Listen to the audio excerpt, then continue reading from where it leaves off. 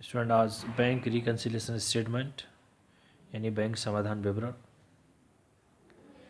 का question start होता है। पहला क्वेश्चन, इससे पहले हमने कॉजेस ऑफ डिफरेंसेस के बारे में जाना, इसकी रूल्स रेगुलेशन के बारे में जाना, किसको प्लस करना है किसको माइनस करना है, फेवरेबल बैलेंस में क्या करना है और अनफेवरेबल बैलेंस में किस तरीके से माइनस करना है। आज का क्वेश्चन, सबसे पहले जो क्वेश्चन होगा यानी start with debit balance of cash book यानी फेवरेबल बैलेंस। सबसे पहले हम डेबिट बैलेंस एज पर कैश बुक के अकॉर्डिंग क्वेश्चन करेंगे। The balance of cash at bank as shown by the cash book of Gupta brothers on 30 June 2009 was 8,520 rupees, 8,520। On comparing it with the passbook, following differences were noted। देखिए cash book के according balance दे रखा है 8,520। Comparing किससे करनी है? Passbook से। और ये इसके डिफरेंसेस दे रखे हैं। जैसे पहला क्या है, cheque send for collection amounting to 5,100 rupees have not been cleared by the bank so far. यानी चेक भेजा बैंक के लिए लेकिन बैंक द्वारा क्लियर नहीं किया गया। तो क्या हुआ इस कंडीशन में? भाई इधर कैश बुक तो इंक्रीज कर ली और उधर पासबुक में एंट्री नहीं हुई, तो डिफरेंस 5,100 रुपीज़ का अब इक्वल करने के लिए क्या करेंगे, जहाँ हमने कैश बुक में ऐड किए हैं वह माइनस करेंगे, क्योंकि पासबुक में हम कुछ भी चेंज नहीं कर सकते। Second, cheques issued but not presented for payment ₹3,000। देखिए चेक इशू किए but not presented for payment, तो जब चेक इशू किया तो कैश बुक को 3,000 रुपीज़ से कम किया गया, लेकिन वो चेक बैंक में जमा नहीं किया गया, प्रेजेंट ही नहीं किया गया पेमेंट के लिए। तो क्या होगा, उधर पासबुक तो इंक्रीज है 3,000 से और कैश बुक हमने माइनस कर दी, यानी कैश बुक में डिक्रीज है 3,000।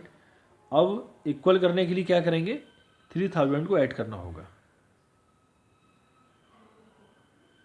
Next, bank charges 50 rupees not entered in the cash book. देखिए बैंक चार्जेस बैंक ने लिए तो पासबुक कम हो गई 50 रुपये से, लेकिन कैश बुक इंक्रीज है 50 रुपीज़ से, क्योंकि मालूम ही नहीं है कि 50 रुपीज़ बैंक ने अपना चार्ज भी लिया है।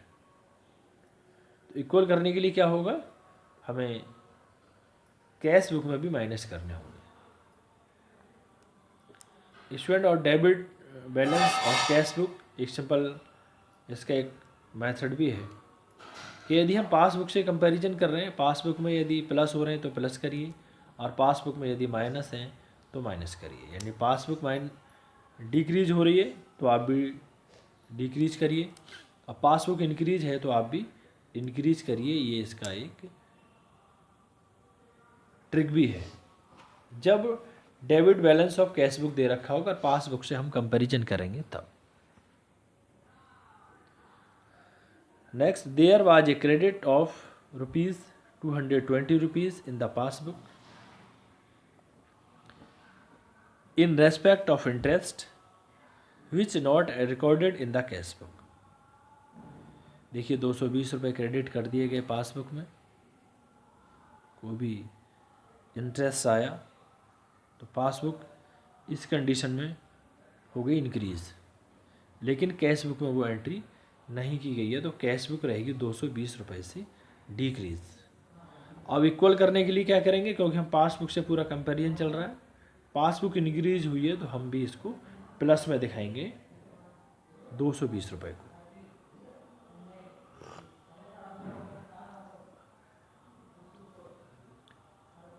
नेक्स्ट,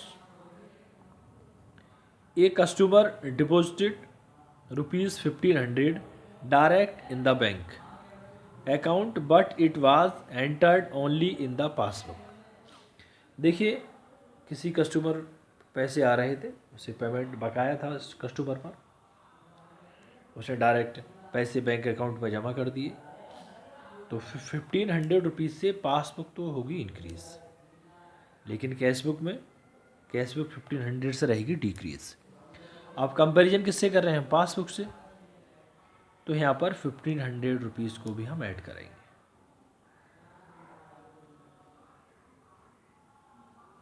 सो नेक्स्ट देखिए, last, according to the standing order of Gupta brothers the bankers have made the following payments by the debiting their account. देखिए, गुप्ता ब्रदर्स की तरफ से कुछ इंस्ट्रक्शन दे रखे थे, उस इंस्ट्रक्शन के अकॉर्डिंग जो पर्टिकुलर डेट है, उस डेट पर बैंक द्वारा पेमेंट कर दिया जाएगा। जैसे कि लाइफ इंश्योरेंस प्रीमियम है 450 का, ये अकॉर्डिंग टू गुप्ता ब्रदर्स की तरफ से इंस्ट्रक्शन दिए गए बैंक को कि जो टाइम दिया गया है उस समय पर 450 रुपये का इंश्योरेंस पॉलिसी जमा कर दी जाए। दूसरा, रेंट 300 रुपीज़ का रेंट दिया गया according to instruction given by Gupta brothers, 300 रुपये। तो स्टूडेंट, पासबुक इस कंडीशन में डिक्रीज होगी और कैश बुक इंक्रीज रहेगी इतने रुपए से, यानी 750 रुपीज़ से 750 रुपये से, क्योंकि पासबुक में से अमाउंट डिडक्ट हो गई। अब इक्वल करने के लिए हम क्या करेंगे, हम इसे माइनस करेंगे। स्टूडेंट देखिए, prepare a bank reconciliation statement as on 30 June 2009। हमें बनाना क्या है, बैंक समाधान विवरण बनाना है 30 जून 2009 के लिए। देखिए स्टूडेंट, अब इसका सॉल्यूशन, स्टूडेंट देखिए इसी क्वेश्चन का अब बनाते हैं बैंक रिकन्सिलिएशन स्टेटमेंट, यानी बैंक समाधान विवरण। किस डेट का बना था, एज ऑन 30 जून 2009, 30 जून 2009 का हमें बैंक समाधान विवरण तैयार करना है। इसका फॉर्मेट देखिए, पर्टिकुलर्स, प्लस वाली जो भी टर्म्स हैं वो प्लस के कॉलम में अमाउंट आएगी उनकी, माइनस वाली जो टर्म्स हैं वो माइनस वाले कॉलम में उसकी टर्म्स आएंगी। देखिए स्टूडेंट, क्वेश्चन में फर्स्टली दे रखा है balance of cash book as shown by of Gupta brothers as on 30 June 2009 was 8,520 rupees. देखिए, डेबिट बैलेंस दे रखा है, क्वेश्चन में स्टार्टिंग में पॉइंट दे रखा था start with debit balance of cash book. तो डेबिट बैलेंस, ये इसके मैंने रूल्स भी लिखवाए थे स्टूडेंट, जहाँ इसकी टेक्निक करके लिखवाया हुआ है, technique of preparing bank reconciliation statement. देखिए, यदि कैश बुक के अकॉर्डिंग डेबिट बैलेंस दे रखा है तो इसको फेवरेबल बैलेंस में दिखाना है, यानी कि प्लस में। तो बैलेंस एज पर कैश बुक डेबिट, तो हमने प्लस में दिखा दिया 8,520 रुपीज़, 8,520। फिर ये ऐड वाली टर्म्स है और ये लेस वाली टर्म्स है। स्टूडेंट फर्स्टली देखिए, नंबर 1 दे रखा cheque send for collection amounting to 5100 rupees have not been cleared by the bank. देखिए चेक बैंक के लिए भेजा, इस कंडीशन में कैश बुक हमने इंक्रीज कर ली, लेकिन बैंक के द्वारा ये चेक क्लियर नहीं किया गया 5100 रुपये का। तो पासबुक तो कम है 5100 रुपीज़ से और कैश बुक इंक्रीज़ है। अब कंपैरिजन कर रहे हैं हम पासबुक से, तो पासबुक यदि माइनस हो रही है तो इस यहाँ पर भी हम इसको माइनस में ही करेंगे, यानी लेस करके ये दिखाया है हमने, less cheque send for collection but not cleared by the bank, 5100 rupees minus में। Next student, cheques issued but not presented for payment 3000 rupees. Cheque issue कर दिए यानी कैश बुक कम कर ली गई, लेकिन बाकी में ये चेक बैंक में प्रेजेंट नहीं किए गए। जब प्रस्तुति नहीं किए गए तो पेमेंट नहीं हुआ। तो कैश बुक तो हमने कम कर ली 3000 रुपीज़ से, लेकिन उधर चेक प्रेजेंट ही नहीं किए गए हैं, तो पासबुक इंक्रीज़ है, क्योंकि पासबुक में से अभी डिक्रीज ही नहीं हुई है अमाउंट। इक्वल करने के लिए क्या करेंगे हम, पासबुक इंक्रीज है तो देखिए ऐड कर देंगे, ऐड करेंगे check issued but not presented for payment 3000 rupees.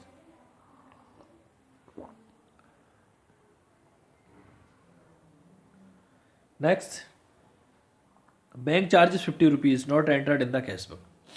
देखिए बैंक चार्जेस है, बैंक हमने कोई चार्ज लिए तो पासबुक कम हो गई 50 रुपीज़ से, लेकिन कैश बुक में एंट्री नहीं की है। तो क्या हुआ भाई, बैंक चार्जेस लिए तो पासबुक कम हो गई, तो इसको देखिए इक्वल करने के लिए क्या करेंगे हम, कैश बुक में से भी कम करेंगे, यानी कि minus bank charges not entered in the cash book, तो यह भी माइनस करिए।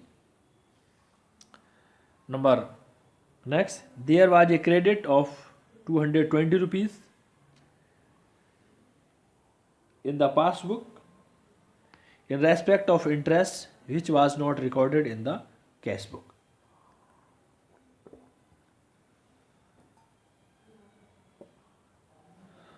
Student, 220 rupees. देखिए यहाँ पर पासबुक इंक्रीज हो गई 220 रुपये से और कैश बुक कम है।